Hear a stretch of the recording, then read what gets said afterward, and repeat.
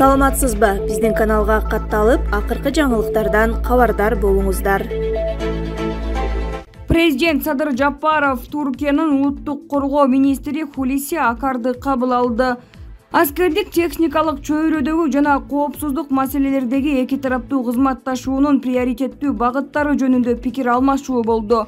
Мамлекет башчысы дипломатиялык алакалар түзүлгөндөн бери Кыргызстан менен Түркия бардык чөйрөлөрдө кызматташууга бекем пайдубал түптөгөндүгүн өзгөчө белгиледи.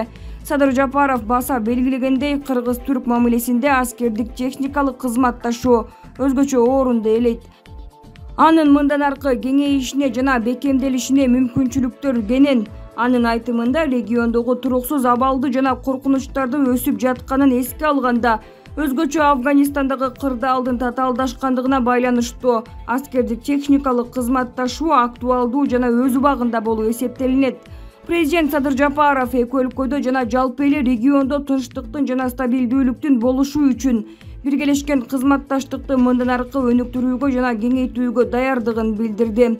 Өз кезегинде улуттук коргоо министри Хулиси Акар Түркия президенти Режеп Тайип Эрдогандын саламы менен каалоо тилектерин жеткирди.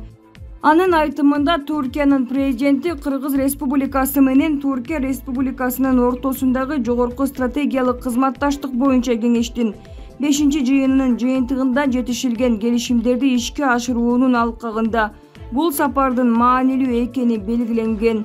Ал түрк тараптын учурдагы бардык маселелерди ыкчам чечүүгө ар дайым даяр экенин жана Кыргыз Республикасынын коргоо министрлиги менен туруктуу байланышта болуп жатканын баса белгиледи. Хулиси Акар аскердик кызматташтыктын алкагында аскер адистерин окутуу жана даярдоо маселеси дагы маанилүү экенин кошумчалады.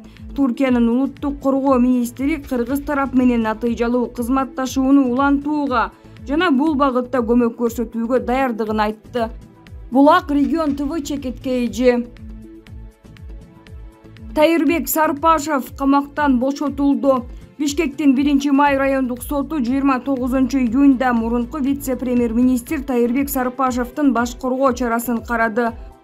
Райондук соттун басма сөз кызматы бүгүн билдирген маалымат боюнча Сарпашев камактан бошотулду. 19-июнда Бишкектин 1-май райондук соту мурунку 1-вице-премьер-министр Тайырбек Сарпашевдин баш коргоо чарасын караган. Ал 31-июлга чейин УКМКнын абагында камакта калтырылган. Сарпашев 17-июнда Кумтөр кениндеги коррупцияга байланыштуу кармалган. УКМКнын расмий маалыматында сотко чейинки өндүрүш ишинин алкагында Сарпашев жогорку саясий кызматта иштеп жатып, канадалык Сентера компаниясынын өкүлдөрү менен жең учунан сүйлөшүүлөрдү жүргүзүп, Кумтөр кенинде жайгашкан мөңгүлөргө зыян келтирип, аталган компаниянын кызыкчылыктарын ишке ашырууга багытталган кылмыштуу иш-аракеттерди аныктады. Сарпашев өкмөттө жооптуу кызматтарды ээлөө менен Сентеранын кызыкчылыгы үчүн мөңгүлөрдүн сакталышын камсыз кыла турган мыйзам долбоорун иштеп чыгууга жана аны кабыл алууга тоскоолдук кылган. Мындан тышкары Сарпашев кылмыштуу сүйлөшүүлөрдү жүргүзүп, Кумтөр Голд компанийге мөңгүлөрдү иштетүүгө мүмкүнчүлүк берүүгө, Кумтөр кенинде жайгашкан Ылысый жана Давыдов мөңгүлөрүнүн талкыланышына алып келе турган суу кодексине киргизилген өзгөртүүлөрдү парламенттин кароосуна киргизген. Сарпашев тергөө тарабынан аныкталган кылмыш аракеттерин эске алуу менен 17-июнда жазык кодексинин 319-беренесинин 2-бөлүмү коррупция менен кармалган. Булак УА чекиткейжи. Жогорку кеңештин депутаттары 2 айлык каникулга тарады. 6-чакырылыштын 8-сессиясында 131 мыйзам, 615 токтом кабыл алынып, 22 депутаттык комиссия иштегени белгиленди. Жогорку кеңештин депутаттары быйылкы сессиясын жыйынтыктап каникулга тарады. Регламентке ылайык алар 1-сентябрга чейин эс алууга кетишет. Бирок кезексиз жыйындар болуп турары айтылды. Вице-спикер Нурбек Сыдыгалиев төрага Талант Мамытовдун кайрылуусун окуду. Жаңа конституция кабыл алынганына байланыштуу бир топ мыйзамдарды шайкеш келтирүү зарылчылыгы бар.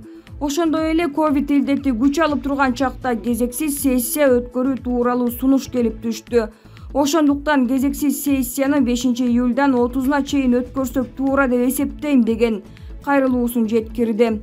Ошондой эле ал 131 мыйзам, 615 токтом кабыл алынып, 22 депутаттык комиссия иштегенин белгиледи.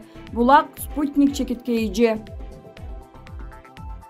Дүйнөлүк саламаттыкты сактоо уюму дүйнө эли дагы бир коркунучка кабылышы мүмкүн экенин эскертти. Дүйнөлүк саламаттыкты сактоо уюмунун Орусиядагы расмий өкүлү Мелита Вуйнович коронавирустун жаңы дельта аттуу түрү жайылып жаткандыгына байланыштуу дүйнө эли дагы бир коркунучка кабылышы мүмкүн экенин айтты. Бул тууралуу ал орус басылмаларынын бирине берген маегинде билдирген. Биз жарандарды эмдөөгө алып, беткап режимин киргизишибиз керек, анткени дельтага каршы вакцина жетишсиз. Биз кыска убакыттын ичинде чукул аракеттерди көрүшүбүз керек. Антпесе дүйнө эли дагы бир коркунучка кабылышы мүмкүн, деди Вуйнович. Анын айтымында адамдарды эмдөөдөн өткөрүү зарыл, себеби эмдөө вирус жугуу мүмкүнчүлүгүн азайтат. Мындан тышкары Вуйнович дельта плюс штаммына байланыштуу кырдаал кооптондуруп, вирус ылдам жайылып жаткандыгын баса белгилеген. Дельта штаммы көптөгөн клеткаларды жабыркатат. Бул адамдарга өтө тездик менен жугушу мүмкүн. Биз эң жогорку деңгээлди көрө элекпиз, бирок вирус ылдамдап баратат, деген ал. Коронавирустун дельта деп аталган түрү Индияда былтыр октябрда табылган. Бул штамм бүткүл дүйнөгө жайылды. Булак супер чекиткейи. Акылбек Жапаров 2-3 айдын ичинде чек аралар жабылып, биз унсуз калышыбыз мүмкүн деп өкмөт жыйынында чуу салыптыр.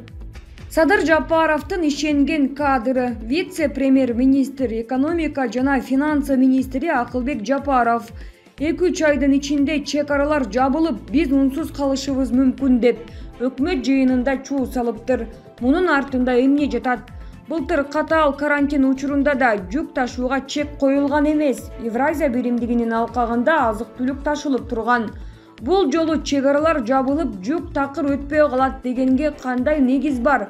Андай негиз да байкалбайт. Чек араны жабабыз деген билдирүү да чыга элек.